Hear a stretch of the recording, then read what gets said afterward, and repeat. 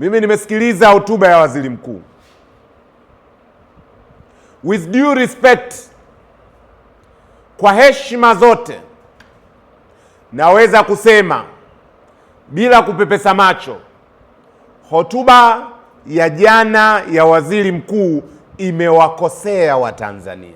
Na ACT Wazalendo tusipoweza kusimama kwa kujiamini tukausema ukweli huo, chama hiki hakitopendwa na Watanzania.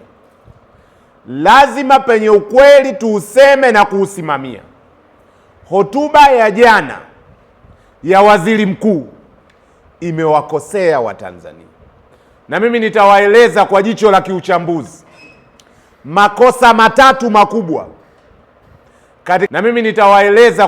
kiuchambuzi makosa matatu makubwa katika hotuba ya waziri mkuu. Kosa la kwanza, waziri mkuu amesema matukio ya utekaji hapa Tanzania sio matukio halisi, hayafanywi na dola, bali ni watu wanapanga matukio hayo kwa ajili ya kuiharibia sifa serikali. Hatukubali maneno hayo.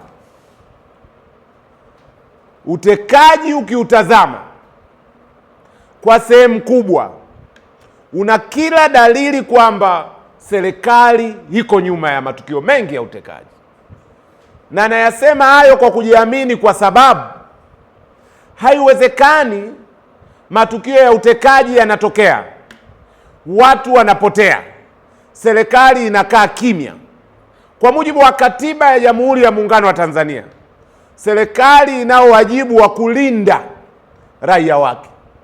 Iwapo raia wanapotea, raia wanatekwa mmoja baada ya mwingine, serikali ikikaa kimya, wananchi waelekeze vidole kwa nani kwamba ndo amesababisha utekaji huu kama sio serikali?